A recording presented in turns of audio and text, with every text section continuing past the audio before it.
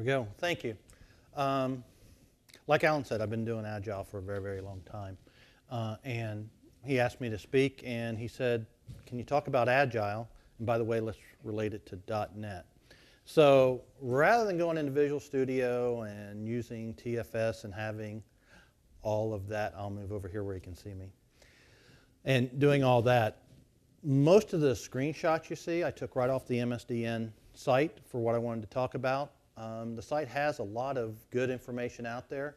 What I'm hoping to bring as extra value to you is real life experience doing the Agile stuff using some of those tools.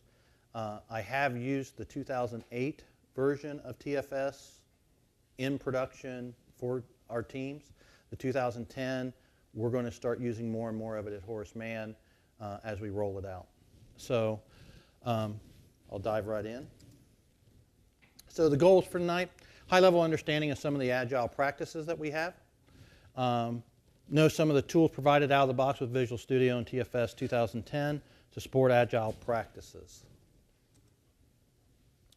Now, assumptions are we're going to be talking about using Visual Studio 2010, so some of the features, some of the layouts for user stories, things like that, will be Visual Studio 2010's version. Also using the process template, Microsoft Visual Studio Scrum 1.0. They had an older version of it in 2008, and you could download some other ones. The new version is much nicer. It still is not exactly what we're going to do at Horace Mann. If you haven't had a chance to go in and read about how to change the processes and modify the forms and do that, it's worth your while. It's very easy, very straightforward. Very good set of tools. Very, very excited to get more and more of this at Horace Mann. So if we're going to talk about Agile, we can't go without talking about the Manifesto. And because we only have 45 minutes, I am going to save you talking through all 12 principles, but I couldn't leave this out. So you've probably all heard this, but I'll read it. We are uncovering better ways of developing software by doing it and helping others do it. Through this work, we have come to value. And these are the important things to value: individuals and interactions over processes and tools. For Agile, this is the first piece of the magic that happens. A lot of the practices that we'll talk about, a lot of the techniques that we'll use to write code and to write our code better, they're all great. They make it fun, they make your code better, but you can't still make your customers happy until we do these things in the Manifesto. So individuals and interactions over processes and tools. Doesn't mean we don't like processes and tools. If you've looked into TFS, big tool, lots of process work. It'll ramp all the way up to doing CMMI, all that.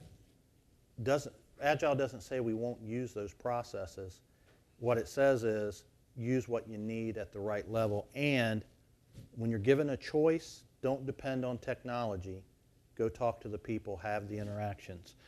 Talk to the other people on the team, because that's how you end up making your customer happy. We value working software over comprehensive documentation. Just so I can get a feel for the crowd, how many people are doing Agile now? Well, or maybe about half, a little less. How many have ever done Agile? Okay. So, comprehensive documentation. So those of you that never raised your hand, you probably live in the world of comprehensive documentation. So what we're talking about with comprehensive documentation, why we don't value it so highly, is if you've ever done something that's not Agile, I would say a lot of the projects go through this pattern. We spend a lot of time writing a lot of documentation about what the business wants for their software. And they really do put a lot of investment and they put a lot of hard work into developing that stuff because they want you to know exactly what they want. Well, there's a couple problems. One is they don't know what they want, right? Because they haven't got to figure it out. They're guessing what they want. Number two, they're writing it in some language that's not a programming language. I once read an article where they talked about the only exact documentation for source code or for a program is the source code, right? Anything else doesn't compile, it doesn't make a program. They're not writing that. So there's this natural impedance mismatch. Now, as humans, we're very, very good at fixing impedance mismatches when we're talking.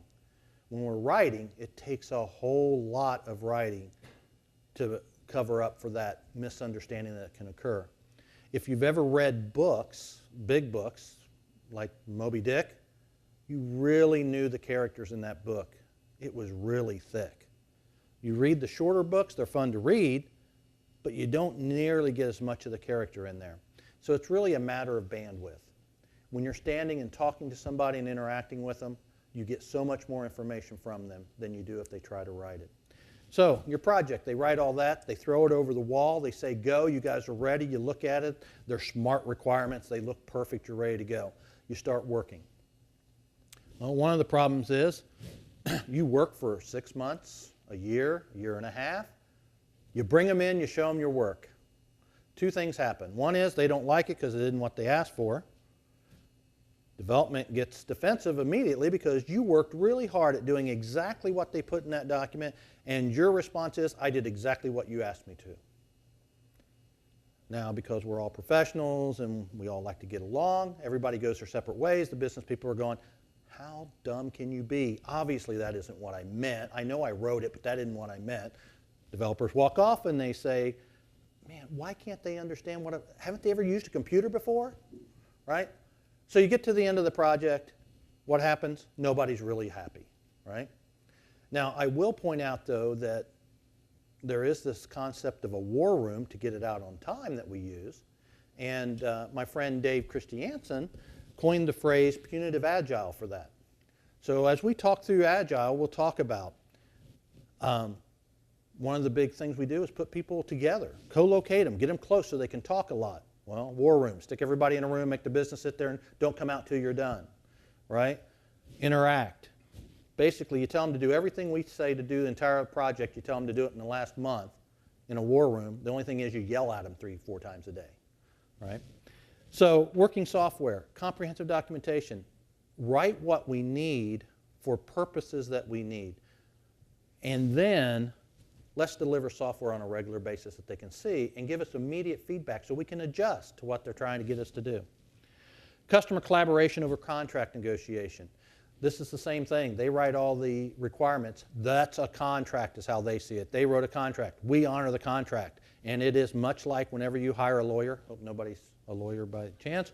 But you pay them a whole bunch of money to get the right thing done that should have just been easy to do without their help. Same kind of thing. Responding to change over following a plan.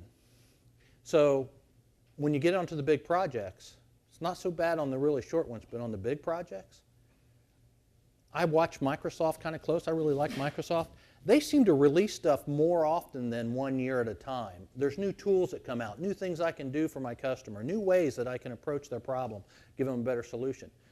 And as we write our software, the customer starts learning about what really works for them.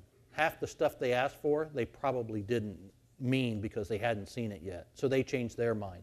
So rather than following a plan that we came up with that we really guessed at, let's build our plan as best we can to guess so people can plan and have a vision of where we're going and modify it every step of the way.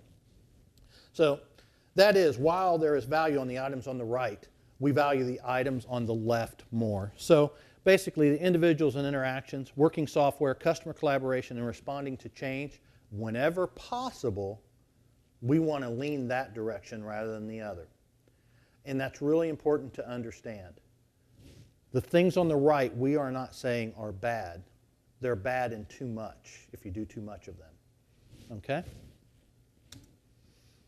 So first concept I want you to understand is something that we use, user stories. You can use use cases if you've done that in the past. Use cases do offer some advantages over user stories. I haven't found that I like those advantages enough to go to them because of the extra load that they put on. So I always recommend using user stories. Now they have a specific format. As a role, if you're used to RUP or use cases, the actor, I want something, right? And we want them to write it that way. I want this thing in that program. And then the so that. Now, when you first start an Agile project, I'll tell you, you want to have them do the so that's. Because when you first start a program, you don't have as much domain knowledge as they do about what they're trying to get done. The so that starts giving you a lot of that input of why they even care about those things. As you get deeper into the program and you guys all start getting that mind share with your business partners, you can drop off the so that's in most situations. The one place I'll recommend that you never do is if you're doing data work, BI work, data warehousing, heavy data work, where they're asking for reports and such, because one of the challenges is that data is particularly hard to explain to non-technical people. They don't understand the relations, they don't understand where the data is, they don't often understand what the data really is that's down in the guts there. If you have them give you the so that, so you can understand what they're going to try to use that silly report for, often you'll be able to give them a better solution than they could have came up with on their own. A user story, it's a placeholder for a conversation. It's not a requirement, okay? A lot of people sometimes equate user story to a requirement. The user story itself is not. It has to be filled in. You have to have a conversation and talk about the user story. Again, interactions and individuals over documentation. Let's talk about it. Now, will we record this? Absolutely, we'll record information from that. Again, user stories, they're not a contract either. They're a place for a conversation. And when you end up with 500 user stories in your backlog, by the time you start getting down to number 250, what they wrote as a user story 3-4 months ago, they're going to change it on you. We accept that change. We're okay with that. They've learned a whole bunch, and probably so have we. When we estimated, that probably sounded hard. It may have turned out to be much easier now that we've dug in for a while. So that's a user story. That's one concept we use a lot of. In TFS, with the Scrum 1.0, we get user stories out of the box. In the title, that's where I put the as and do the whole thing. Other people do it differently. I've seen a lot of where they'll put a title that has a meaning to it that they can identify easy but doesn't have that. And what they do is down in the description, they'll put the as and do that format down there if they do it at all. The format is a great thing if you're starting Agile and you're trying to help your users get going. A lot of experienced teams start fading away from it a little bit to get a little looser because they can. But I highly recommend when you start to use the format. And some people put it down in the description, other people put it up in the title. We also have assign to. Now that's a concept that you can use in Agile, but we typically don't. And this is more of a lean concept in Agile. You don't assign work to people, they pull the work. It changes the entire dynamics of a team when the team is reaching up and pulling from the top and taking the next story. So what it's used for here a lot is what we normally call the owner of the particular one. So the person who writes a story puts that in there so you know who to go talk to when you pull the story. In TFS, you'll have to change that as the developer pulls it for all the reports to work right, but you can use the history to figure out who to talk to. It also comes out of the box with its state, typical TFS work item states. Iteration is interesting. Areas, you can use it, don't need to. But iteration, this is where you assign the actual work item into an iteration, and we'll talk about those in a few minutes as well. Stack rank. At Horace Mann, currently we use a tool called Pivotal Tracker. And it hides this particular field for you because you can just drag the stories around and order them the way that they want to set them up in priority. In this one, you just simply put the rank relative to all the other stories, and that way your reports will sort. So you can have 2 stories that are ranked number 1, they'll end up at the top. If you want to get exact, you start doing the number, and you can imagine what the problem is you want to renumber everything as it moves. So Excel helps a lot. Which all of these can be pulled out.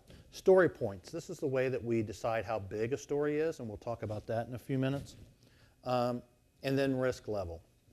Risk level is important. TFS does a little bit different than what we're doing, and again, modifying the process so it'll do it just like we want to do it. But they have 3 risk levels, low, medium, and high. We just typically go with 2. And we'll talk about why risk level is important to us as well shortly. So then down below you have description. And if you'll remember, I talked about user stories as not being a contract and not being a requirement. They become much closer to a requirement when we have acceptance tests. An acceptance test is, tell me, the developer, what you're going to do to verify that I got this right. So if it's a screen, tell me what you're going to put in, what you're going to click, what you're going to set, what buttons, what all you're going to do to make that test and check it. And give me the test that you really care about. Now we typically in the acceptance test don't put every test possible. You know, the big numbers, the little numbers, the string's too long, a string with numbers in it to not. We don't do that. That's left for the UAT after the project gets completely ready to go into UAT. We're talking about what is my product owner going to sit down to verify that they like this story. Because we're giving them complete control over what we're going to do in this project. Every story that we can get done in a single sprint, and the sprint's going to be 2 to 6 weeks depending. We try to go with 2 as often as possible. Data, I recommend at least 3. But we try to do 2 weeks. Every 2 weeks, we're going to do as many stories as we can, and these stories will all be able to be done by somebody on the team or a couple of the people on the team in 2 weeks. The product owner gets to say, I like it or I don't, and if I don't, I tell you why, you fix it until I like it. Every iteration. When you get to the end of an iteration, there is never a product owner that is unhappy with what you've delivered because they've just told you each step of the way they liked what you did. Okay? So in TFS, you also have the ability to link other tasks. This is nice. We have a concept called an epic, which is a really big story. It's too big to be done in one sprint. So what we do is you'll break it down. Well, sometimes you like to see that relationship of how did I break down my epic, my big story, into bite-sized chunks. You also can link in test cases. The test cases tend to be what they're going to do in the UAT is how I've always used them. The acceptance tests are buried in the description. What we have is the QA department building the full test, and they'll almost always have the acceptance test as part of theirs, but then they'll expand upon those for all the tests. And I think I might mention it somewhere in the slides, I forget.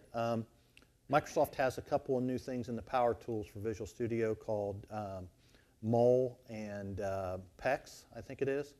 And these things will generate unit tests and test automatically for you for some of those checks of high and low, and you can give it some rules. Nice stuff. You ought to take a look at it, see if you can't make use of it. So how do we estimate a story? I mentioned story points before. Estimating a story, we make it easy because we know we're really bad at it, so why bother working at it really hard? And that's the truth. One of the things that we try to really do with Agile is embrace reality. Estimating stuff is hard. So how do we estimate? Well, we estimate by comparative sizes, right? So if I was to line up everybody in this room by height, and I was told, call this guy in the middle 5, and then break everybody down on both sides of that guy by 1 through 8, and other side bigger, I can probably do that. I can assign you those random numbers. Then if you tell me how big the guy is that you said was number 5, I can probably guess pretty close to how big, how tall each of the other people are. I can come pretty close. We believe that's the best you can possibly do with estimating. And we know we're going to be wrong even when we do that. So when we estimate story points, it's all relative sizing. And what we're trying to do is drive to where 5 points is your good-sized story to put into a sprint. So how do we figure what a 5 is? Well, one of the teams at Horace Mann, I stole some of their stuff. I changed it a little bit, protect the innocent or protect me or something. Anyway, what they do is a 1-point story, and they came up with these rules after they've been estimating a while. They've made a card that they use, and simple UI change. If that's all they're doing, that's a 1. Easy to do, knock it out. If it has UI and the business layer, okay, that's a 2. Business layer, data layer, UI, that's a 3. Okay, more involved change. In other words, a little bit more complex. And that's what you're estimating is complexity and effort. Those two things together, how big is this? That's a 5 and an 8. If it's bigger than an 8, we call it an epic, and we know we'll never work on it as it stands. We're going to break it down later. Okay? We use a technique called estimating poker. It's a great technique. It's based on a technique called wideband Delphi, which is back in PMBOK, and it's been elsewhere. It's been around a very long time. And what it's all about is engagement of the people estimating. Estimating poker keeps your developers engaged the right way. So what we do is we hand out these cards. Now at Horace Mann, since we know that anything above an 8's an epic, we just get rid of the 13 and the 20 and we have a card that says epic, saying it's too big, we're going to have to break it down before we're going to estimate it. So what you do is the people that actually are going to do the work, doing the coding, they all get a deck of cards. We pull the story up, we read what's in there, we look at the acceptance test, and your business people are sitting in the room with you. You ask questions. Then you guys discuss the design. High level. A lot of teams will time box how long you can talk about a story. Some don't. You talk it through as a group, and then you say, okay, everybody pull out a card. Hide it, don't show anybody. 1, 2, 3, show us your card. So why do we do that? Well, if everybody throws out a 5, easy, it's a 5, you're done, you move on to the next story. If you have everybody throw out a 5 and one person throws out a 3, if I'm the project facilitator, I'm going with 5, kind of done, move on, ain't that big a deal.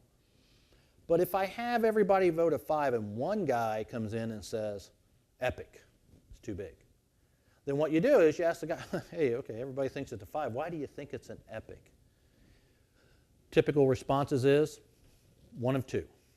First one is, I've never done that. That sounds really hard. I don't know how to do that.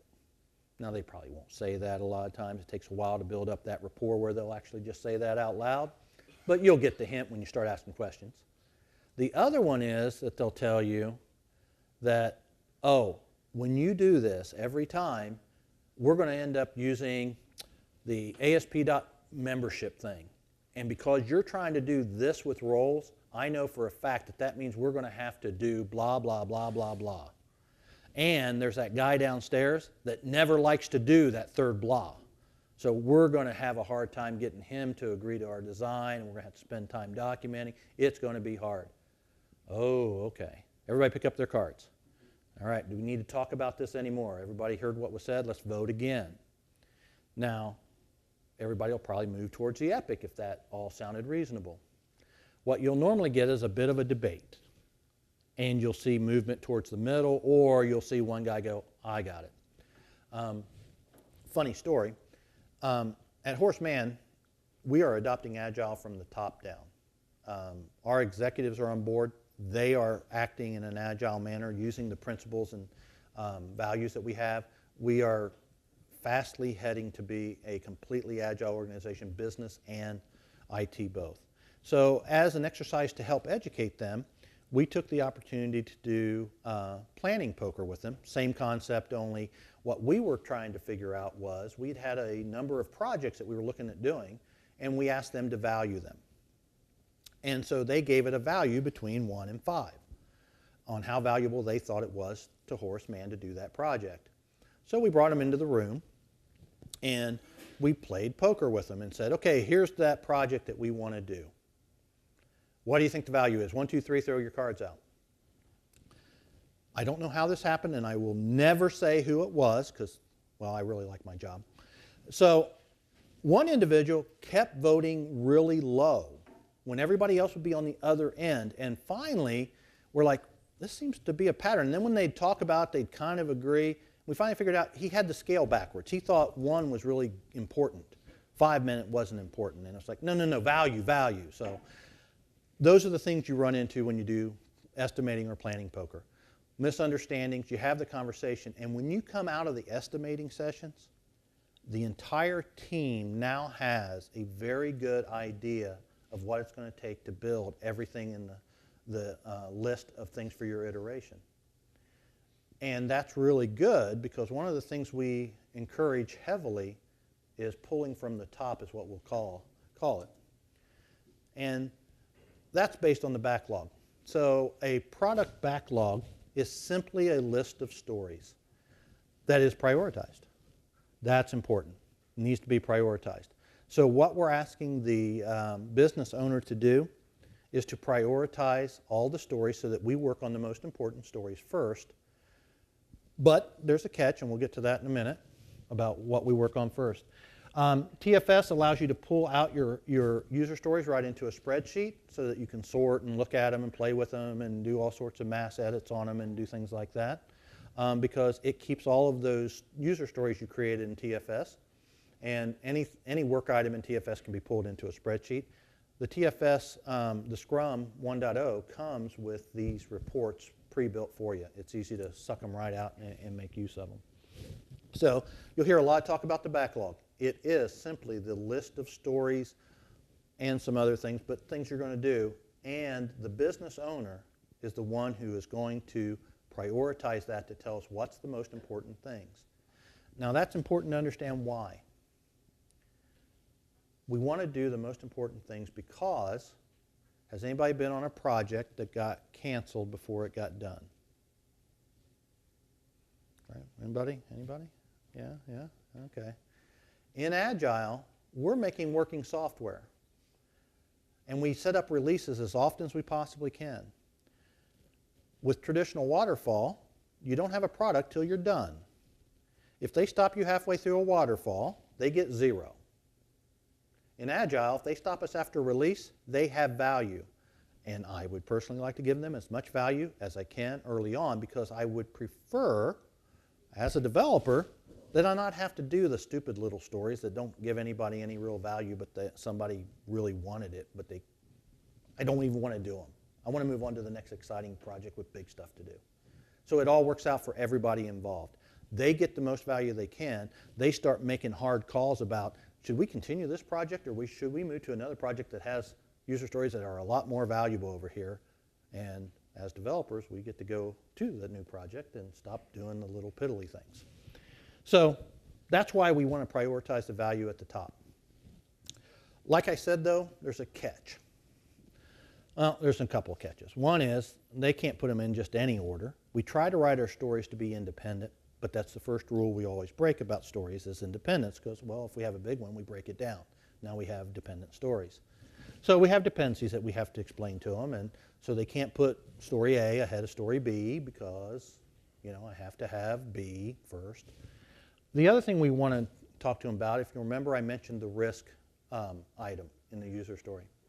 When they pick the risk items, in Agile, we want to take the high value, high risk things first. Anybody guess why? Horace Mann doesn't get to guess. Because if I'm going to fail, I want to spend the least amount of money failing as I can. High risk means chance of failure. I want to do the high risk, high value things first so that if I'm going to run into a failure, I've spent the least amount of money finding out I can't do it or don't want to do it. The other thing about high risk things is they tend to teach me the most about the technology I'm going to deal with. So I also start getting a better idea of how to estimate because I just learned some of the hard parts of my application. Then we move on to high value, low risk things. High value, they're no longer risky, probably just a lot of work, and we knock it out and we get moving. Then we'll do the low value, low risk things next. That's okay. High risk and has low value, I really encourage teams to just stop. Why would I do things that may or may not work that I'm getting very little value for? Why waste our time? Let's leave that off the product. All right? Now this is a big difference between waterfall. In waterfall, when you see all the tasks lined up, they all have the same value to the customer apparently because they have them all there. Unless you do them all, you're not done, you're not on time, you're not on budget.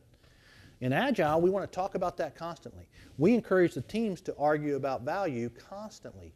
I'm a developer. I can question why the value, why are you saying that's high value? I don't see any high value in that. Explain that to me. And again, you start getting that mind share to where The conversations get shorter. It starts feeling a lot like design patterns, right? Design patterns aren't any new information to us. You've probably done 9/10 of the design patterns when you've just been coding.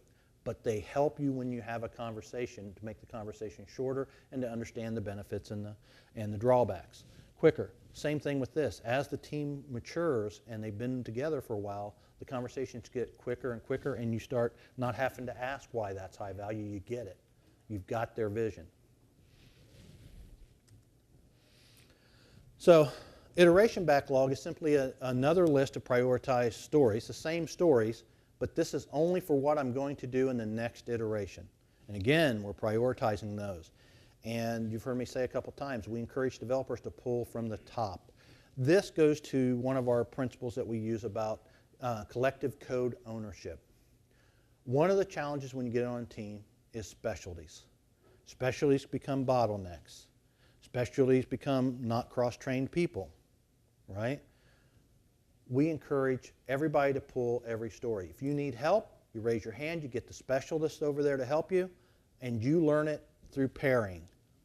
Now the team becomes able to pull any story and help, and you can take vacations, right? Certainly there's situations where that doesn't work. Certain specialties you just don't want to cross-train. At Horace Mann, we're trying to invest in cross-training as much as we possibly can, because we want everybody to be specializing generalists, right? You have your specialties. You're going to be the guy they're going to call over to look over their shoulder, verify that they did it right, but we want everybody to be able to pull the stories and go. So how do we determine how much will fit into an iteration? Well, it can be hard when we're first starting. But we have two techniques for figuring out how many stories to put in our 2-week period. Velocity-driven iteration planning. So if we don't know what our velocity is, and let me define velocity for you. Okay, you guys are all computer guys, so math isn't going to be hard for you. This is a tough one. Velocity, the total number of points you did in the last iteration. That's velocity. How many points? You add up all the story points, that's your velocity. We track that every iteration. So velocity-driven iteration planning is basically saying, we were able to do this many points last time. Let's pick enough stories that we can do that many points again. That's how much we get done. And we can actually project that velocity and how many points we have in our backlog and tell when we're going to get things done. We can plan on when the release is going to get done somewhat close. And it gets closer as we get farther in because our velocity, we start taking an average rather than just looking at the last one. But what happens if we don't have a velocity, a brand new team? We're just starting. We don't have any iterations under our belt. Well, we can guess. And that isn't bad, especially if a lot of the members have done Agile and they're all sizing pretty well together. They can guess how much they can probably get done. I encourage using commitment-driven velocity calculation rather. The way that works is you say, okay, we got an iteration. First one we're going to do, team. Can you do the story on top? Can we get that done in the next 2 weeks? Team says, well, of course we can. We said it was a 5. We can do that. That's easy. All right, we'll put that one in our iteration. Story number 2. Do you think you can get 5 more points done? Yeah, we got enough on the team. We can do that. Move it over. Okay, you got an 8-point story. Can we get 8 points in? Yeah, I think so. Move it over. Got another 5-point story. What do you think? No, I think we're full. Okay, we stop. That's what we can get done. And that's how you start. Say, well, that must be what our velocity is going to be is 18. 2 5s and 8, 18. So we'll start off with that until we get 2 or 3 iterations under our belt, and then we'll start taking the average because that's what really is going on. And when we communicate up what we think our finish date is, we give them a range. We always give them a range because we are guessing at way too much stuff. We're guessing at how many stories we have. We're guessing at our estimation abilities. We're guessing at how fast our velocity is going to be. So we give them a big, wide range. And we have a number of techniques to do that with. Another concept that we talk about is a dive or a spike. We call them dives at Horace Mann. Spike is another term for them. Spike's a little bit different because it's Scrum. We don't do particularly exactly Scrum. But basically it's a special story that we use to improve our ability to estimate. So we've got this story, we're supposed to do this thing, they want us to give it an estimate, and we have no idea how that technology works or how hard it's going to be for us or if we can find the right information. We'll take a dive. A dive or a spike is time boxed. So we say, we're going to assign it to Jack, and Jack gets 3 days.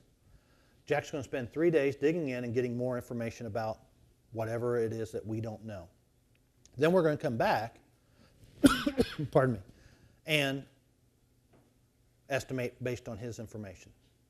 So it's a way to improve our estimates up front. It also reduces our risks and also gets some elephants out of the room, which is something we really want to do, is get elephants out of our room. We don't want to ignore them. Let's find out what they are and get them answered. Okay? Now we do try to only do dives on stuff that's coming up very soon to do. Can anybody guess, we kind of talked about this, why you don't want to work too far ahead too fast? Because if we get stopped, you just wasted a whole bunch of time. Think about your big upfront requirements effort. You spend 6 months putting together requirements.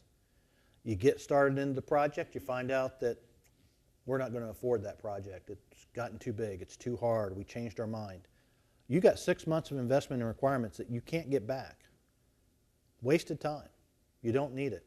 And I got to tell you, if you put it on the shelf for a year, everybody I know is going to say, well, we got to rework the requirements. We got to look through them again. We learned some new stuff.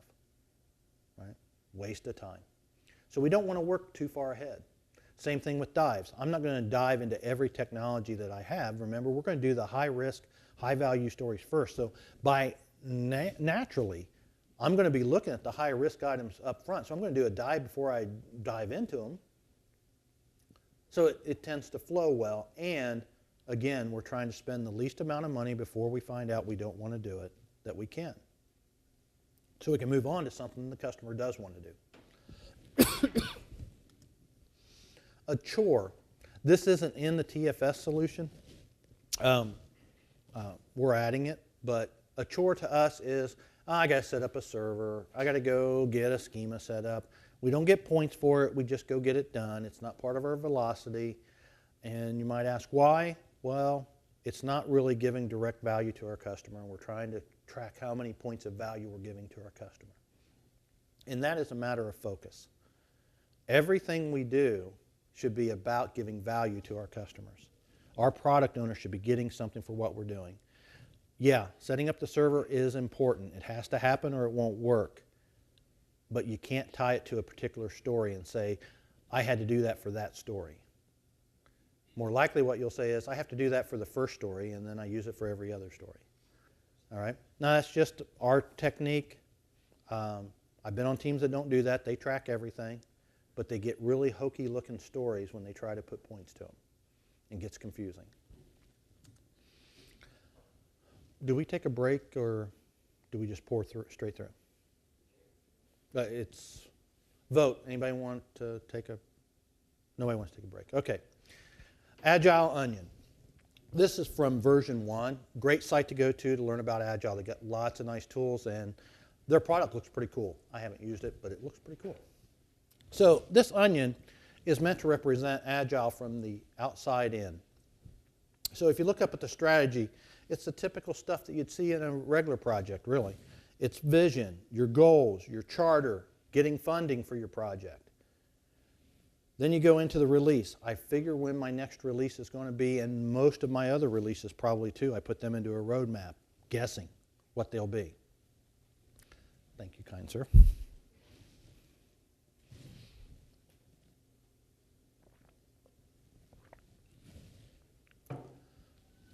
Then we go down to the iteration, which again is 2 to 6 weeks. Then we go down into the daily, and then we go into continuous. Tonight I'll spend quite a bit of time on the practices inside of continuous, but because of time we won't get into much of the other. But one of the key factors that makes this different than other processes or methodologies is that we do all of these things continuously. We don't write the vision statement and leave it. It probably changes as we dig in and they learn new things. Same thing with the goals, same thing with the charter, funding. We're probably going to ask for a different amount when we learn what we have to have. Now, the more closer you get to more of a maintenance kind of job where you know what the requirements are, you know how long it takes because you've done it 500 times, a lot of this becomes irrelevant. You can use any process you want for something you really know how because it becomes a checklist, and you know how long the checklist takes if nobody gets sick, right? But this is for when you're trying to create new software, you're trying to use new technology, you're trying to do things that haven't been done before, right? When you get there, we do this continuously. We're constantly updating our release plans. We're constantly making new release plans. We're constantly planning our iteration. Now, once we get started, we try to lock in, but even then, if we have to, we'll adapt to the changes as we learn. Again, we want to give them what makes the most sense and the most value for our customer, not what they thought they wanted when we started. So, continuous. TDD is one of the practices that is under continuous. Test-driven development. It's a process that you use. We've got some good reports back here from someone who's been trying it and likes it. It gives us a lot of value. It improves the quality of the code. It makes it more maintainable for us. And it drives better design. This is a chart of what it costs to do repair of errors later as they're detected. So if we find an error when it's during requirements, that's the cheapest we can find, cheapest bug we can fix. If we find it during our architecture phase, it's close. If we find it during construction, it's still bigger than if we find it before we even start, but it's still relatively cheap as opposed to when we find it out in production, or even during system test, right? So that's why unit testing, TDD, testing up front, starts having a lot of value to us. We find our bugs sooner, especially once you get a well-tested application with lots of tests around it. I know we had one individual that made a small change to his code and discovered, I forget, something like 20 bugs because he forgot about the ramifications of this one little change. He got that fixed before he ever checked in his code. Right? That's where TDD starts paying off big. It also gives us the ability to hand off our code to somebody else. They can look at the test to understand very much how the code was written, what it was supposed to do, and how it was supposed to do it by looking at the test, running the test, and walking the code through one of the tests if they needed to. So TDD is supported by .NET. You have project types that are for test. So you can create a test project.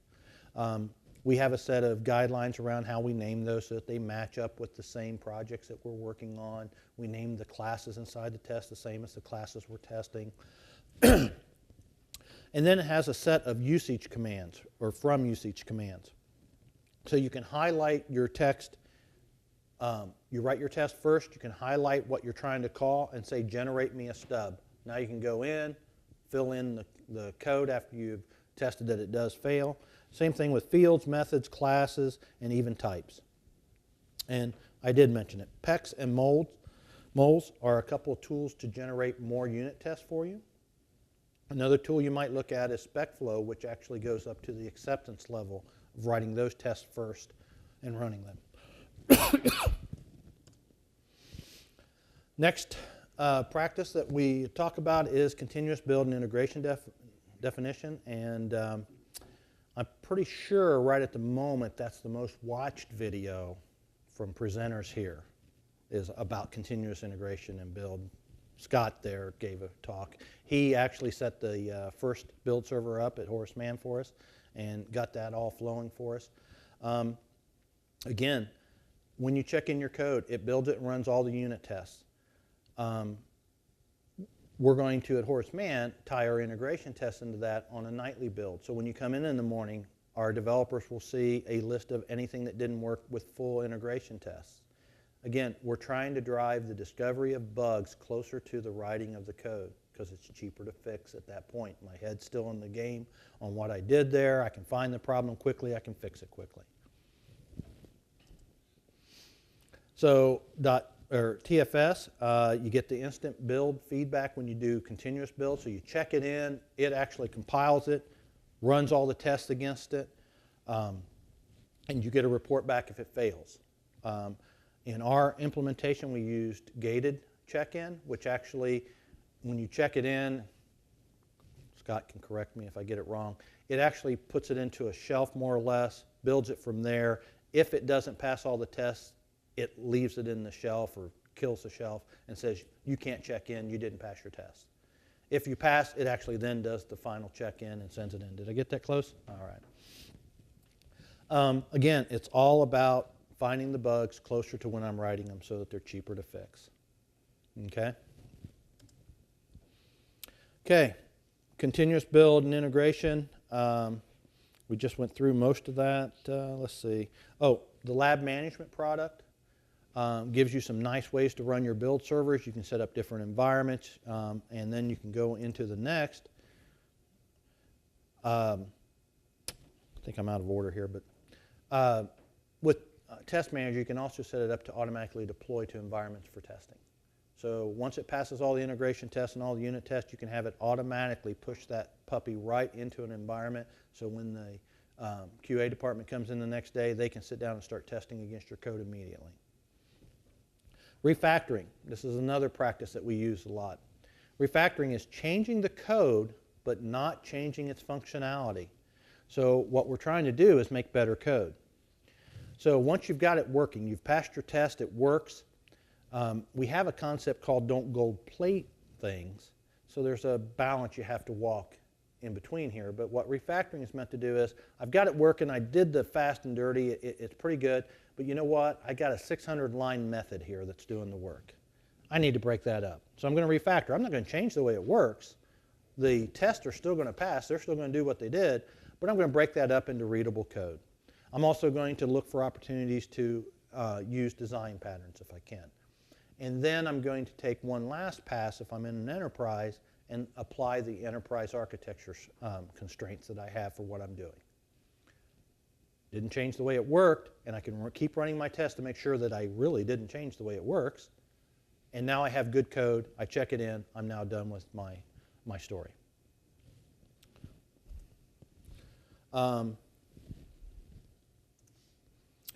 So extract method for refactoring. Oh, by the way, flashy graphics coming. Just warning if you don't like them. I had to do one slide that way. Extract method refactoring. Create a new method by extracting a selection of code from inside the code block. So basically that 500-line method, I can highlight code, say extract that out, and make a new method for me. Rename refactoring. Provides an easy way to rename identifiers in the code, so it'll go through and rename things. So, you know, I named it A, and it probably should have been, you know, do everything other than wash my clothes, you know. So it also gives you encapsulate field, creates a property from an existing field, and it will seamlessly update your code for references for that new property. So it'll go find all the references, fix it for you. It also has extract an interface. So you can highlight your methods and say, give me an interface, and now you'll have an interface which is very good for testing. Gives you a seam to do some dependency injection. Remove parameters. So you wrote your method, you decided you didn't need all the parameters, or you hid them someplace else, you're passing in an object. You can remove them, and it'll go through and make sure that everything still works for you. So Visual Studio has definitely taken on TDD, and in some little reading I did on the next version, they're even doing more for us to help do test-driven development. Reorder parameters. If I change the orders so it'll make more sense, hey, that worked. It'll take care of making all the calls fixed as well. Continuous collaboration.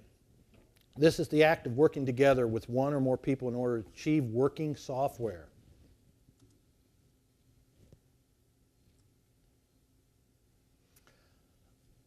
Lack of user involvement is the #1 reason why projects would fail.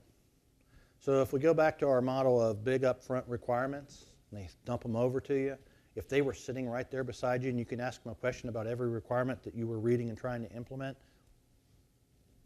I think we can all agree we'd probably do a better job of giving them what they want, and they wouldn't be surprised in the end. So continuous collaboration. This goes back to co-location, making sure everybody's in the same room as much as possible, constantly talking. Ask them questions as you dig in. You may have thought you understood it when you estimated it. You get in there and you're like, I don't remember that. And you ask a question. Okay, so we're constantly talking. Continuous collaboration in .NET. You have your stories, the acceptance criteria is in the stories, and we have a plethora of queries, and you can create your own to constantly be looking at information, finding things in there so that you can sit down and have those conversations at the right time. You have your test cases. A lot of those test cases start giving clarity around what you really had to do for everything to make that user story complete. And again, you're going to ask questions. You're going to work with the QA people to do that. It's all part of talking to everybody all the time. Shelving allows you to shelve your code, go over, sit down with somebody that has more knowledge in an area, pull it down, work on it together. You do your part, you shelve it, let somebody else pull it down and do their part on that code. So it helps us collaborate, but again, don't forget, we value interactions over tools. So don't fall into the trap of email and TFS statuses is the best way to communicate with everybody around you. Talk.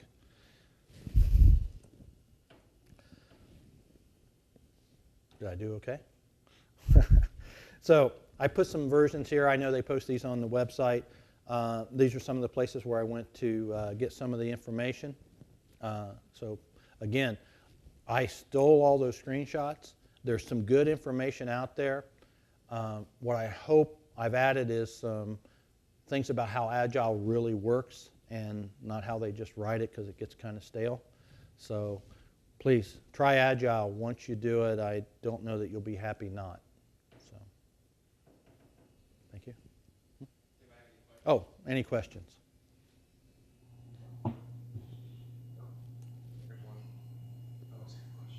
Good.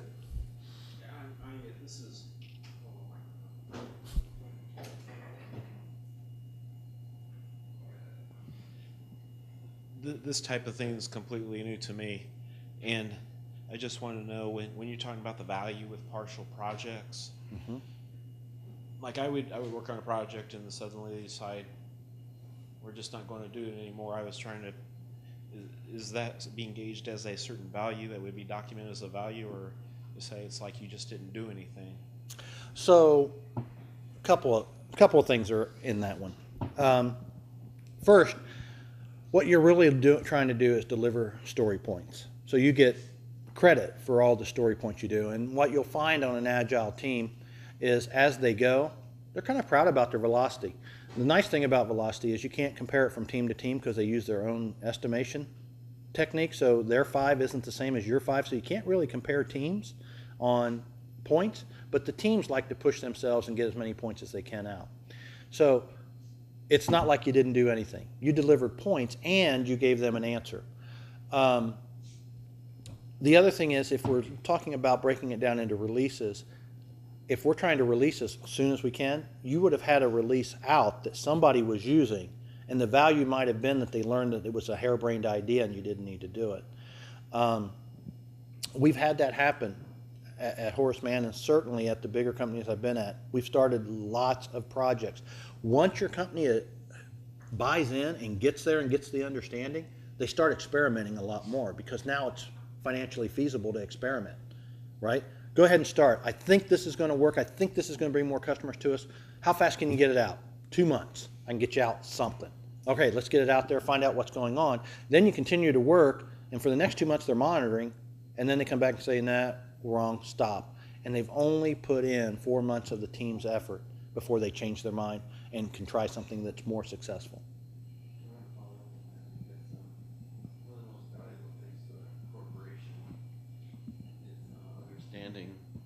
One of the most valuable things to a corporation is understanding the cost. Mm-hmm. And I'm talking about bean counters, because we don't start the companies, they do. And it's really important to work with your upper management to find out how much your points are worth. Because if they start you off on some harebrained idea and they say, well, let us know, in a couple of months, before you even start the 2 months, you need to be able to tell them, well, 2 months is worth $85,000 a day, Right. So do the math. In 2 months, you're going to spend $1.5 million or whatever it is. And that's where Agile is good for the company. Yeah, it absolutely is good for the company. And we give them those estimates up front, right? As best we can. I like to say we're just more honest than waterfall guys. Because waterfall guys spend a whole bunch of time trying to figure out how much it's going to cost, and they come up with a really fancy project plan, which I got to be honest, I really like making fancy project plans, or did. I don't do it because it doesn't help anything. But I can really do a really complex, really parallel working plan and all that, and they can't deliver. It changes as soon as they get started. So we're just more honest with them. And executives get that. There is a bit of where you have to build that relationship over time, because what they're used to is go spend a whole bunch of months, work up a whole bunch of requirements, work up a really good cost-benefit analysis, you give me a report, and then you go off and I'm not sure what the heck you're doing, and you come back and tell me you need more money and you were all wrong, and when you get done, I ask the people that you were doing it for and they tell me they didn't like it. So you got to work past that for a while. You got to get them back in the mode that we're going to tell you everything. We're going to show you everything as we go. So you can plan, here's what we think the time frame is. As we dig in, we're going to constantly tell you what we found out, because we know we're going to find out we were wrong, and everybody knows typically we underestimated. Horace Mann has come a long way in that area. Every organization I've went into takes time, but you get there once you get the right tools in place so they can see what's going on. Because I got to tell you, these CFOs, yeah, they're bean counters. They're not dumb people. They get it once they can be sure that they understand the whole picture. Did I answer your question? Or follow on your statement? Yeah. I'm sure I'm missing something, so maybe you can help me out. I mean, this Agile stuff, it seems obviously very useful and worthwhile. But it seems to me that trying to do something Agile with using Team Foundation Server as a version control system is like building a race car with square wheels. If you're so concerned with delivering value quickly, why would you hobble yourself with such an inferior tool? Unless you are for some reason forced to use Microsoft products. Why wouldn't you use a distributed version control system or something that would be something that people are using in the 21st century? Well, I happen to be a Microsoft fanboy, so I really like the stuff. So that's tough. We don't use all Microsoft at Horace Mann yet. We'll probably migrate to it because I think it has some features that aren't out there in some of the tools that you can get in the work item area. The source repository, if you're going to have a distributed team, certainly a distributed source control makes more sense. But in an Agile world, we try not to be too distributed. Once you start going into distributed teams, or if you have multiple teams working on the same thing, then you have to do the Agile maturity model, which starts looking a little bit more like an enterprise process. So I think there's reasons why you'd move away from it. There's not a lot of reasons you need to if you're on a single team that's going to sit down and knock it out, and as they get the templates more to where they come straight out of the box, I think it's got a lot of advantages. The tight integration between the work items, the check-ins, the user stories, the reporting capabilities that it gives you for being able to track it cheaply. I think it's got some good advantages. It's not the solution that I've always used. Well, it beats TFS 2008, I guess. Absolutely. And if Microsoft follows its normal trend, pretty soon it'll be the best thing out there because they'll keep taking ideas from others and making it better and better. Up here. Can I ask two things real quick? 'Cause this is all new to me, including what he just said. So it's for both of you, this question. It sounds like, based on dang it, Agile Development, it actually sounds like you get credit for your work in the team. And do you do that? Do you get it from the process you're talking about too? Oh, sure, yeah, I mean, that's central, what they call blame systems are central to what, to almost all source control systems where you can track and get what, line by line. I mean, that's something that TFS does, but it's something that Git clients do, and it's something that Git clients do and Mercurial clients do too, so. I don't think he was talking, and correct me if I'm wrong, it wasn't more about Agile that he was talking about. It's about the tool you're picking to do it. Right, he really, the talk, as I understand it, the speech he gave was really kind of two-parted, right? It was about Agile as a philosophy and as a process, which, is very worthwhile. But then he showed a lot of the screenshots that use TFS, which is Team Foundation Server, which is a specific tool that's put out by Microsoft, which... That's what you were actually. Right, that's what I was talking about. It's a tool that nobody would use unless you were forced to. At least that's my philosophy on it.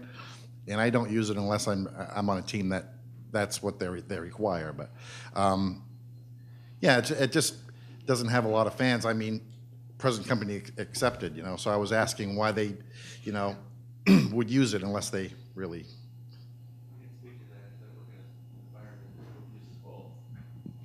We have both Java and .NET, and the guys that are in Java think that we're crazy using TFS because Mercurial is distributed. All that means is that TFS doesn't exist on multiple servers at the same time. You can't work across the globe on the same project. TFS is centered on one server, unless somebody has neglected to tell me something. Well, you can open it up, and some people choose to do that. There are third-party hosting companies that allow you to set up TFS. Right, but it's not something that's distributed natively. Microsoft doesn't do that. By distributed, it doesn't necessarily mean like distributed like you would host it in the cloud or anything, although you can. No, it's not cloud. Right, but distributed in VCS means that everyone has, in TFS, it's a traditional source control system so that everybody checks into a central repository. It's centralized, right. Whereas in something like Mercurial or Git, everyone would have their own repository. Local copy, yeah, right. And so, in the central repository is a reflection of. Is a cloudish sort of thing, yeah. It can be in the cloud or it can be on a local server. It's on a bunch of servers usually, yeah. Right, but everybody hosts their own repository on their own local box. So you do two pushes when you're in a Mercurial right. You push system. to your own repository. And then you as push a commit, again. well, that's called a commit, right? You Right, commit to your own repository, and then you push to the central, right? Yeah. And then you can pull. And so TFS can be used in that sense because they've written hooks for TFS so that you can use Mercurial or anything else through TFS. You can just change to a different source control system besides TFS, and you can use that instead. And everything he said works for that, except for the screenshots that are specifically to TFS. Right. Yeah. You can do Agile with any source control system or any continuous integration server or anything. You could use, whatever you want. But I was just kind of wondering why Horace Mann, I guess in particular, was kind of stuck with TFS. I If wasn't you've sure got a why. license, you use what you got a Maybe, I license don't for. know. Yeah, maybe somebody sold him something. I don't know. I don't know why companies use Moss SharePoint either, so I always ask whenever I see a SharePoint talk why they do it. So there's all kinds of stuff like that, I guess. Any other questions? All right, we got more. Go ahead. Yeah, I know. That's why I said go ahead. This is my last one, but one of the things I was wanting to know about was Epic. That concept, I was just for somebody who doesn't know anything about this. What would Epic mean? Like, my supervisor comes to me and asks me about some code, and I've never done it before, and he wants a timeline on it. To me, it's epic because he says, "How long is it going to take you to do that?" And it's like, I don't even know how to do it yet. Right. I can't give him a timeline. Is that epic, or is it? It's a block of code. It's not epic, but it's difficult. How do you determine what is epic? So when we're estimating the effort and complexity. If you don't know what the complexity is because you've never done it, it's a new area of the code, what we'd recommend is, tell you what, I'm going to do a dive. You don't really get credit for a dive, or you can, depending on your team. We've actually fluctuated both ways at Horace Mann, depending on the team. But you'll say, I'm going to take 2 days, I'm going to dig in, and then I'm going to come back and tell you how long it'll take to actually fix it. By the way, if it's a bug or like that, typical behavior is, I'm going to take 2 days to go find out how to do it, and I'll come back with an estimate. And sometimes you'll come back and say, I fixed it. I got in, found it, it wasn't that hard, but I didn't know, right? So that's how you would deal with it coming to you. It sounds more like a service request than it does, I'm in a project and I have stuff to do, right? Yeah, that's right. Yeah.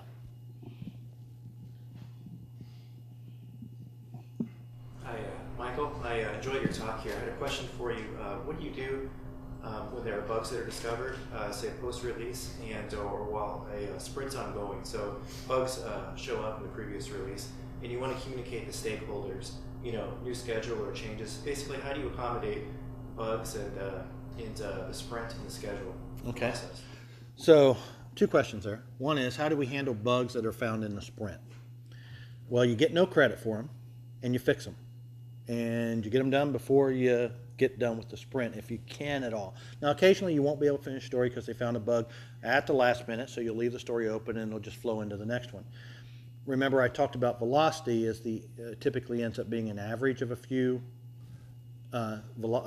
iterations. So the fact that you had a story that you didn't get in the last time and it was worth 5 points, so your velocity looks a little low, well, you're going to fix that bug in the first 2 hours of the new iteration, so you're going to get an extra 5 points the next one. Average takes care of you. So you don't worry about that too much.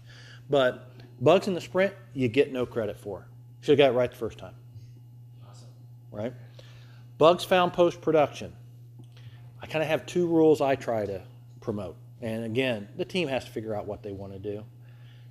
If you've written that project from the get-go, I don't want to give you any credit for bugs in production. Just fix them. And if you have such a flow that your velocity tanks because you have that many bugs coming from production, probably have a different conversation we need to have. Now, you inherited legacy code, I say estimate and give credit for bugs.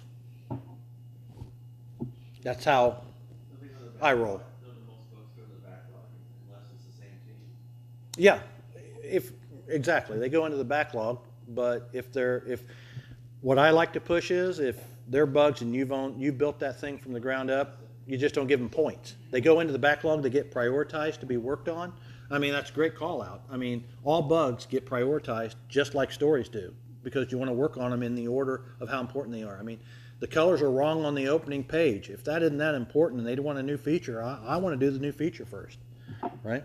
So absolutely, you'd still prioritize. I thought the question was, well, part of it was, how do they get points for it or not? Because you're dead on. Teams, as they do Agile, they start getting into getting points, which is what we want, right? Any other questions? Okay, thank you very much.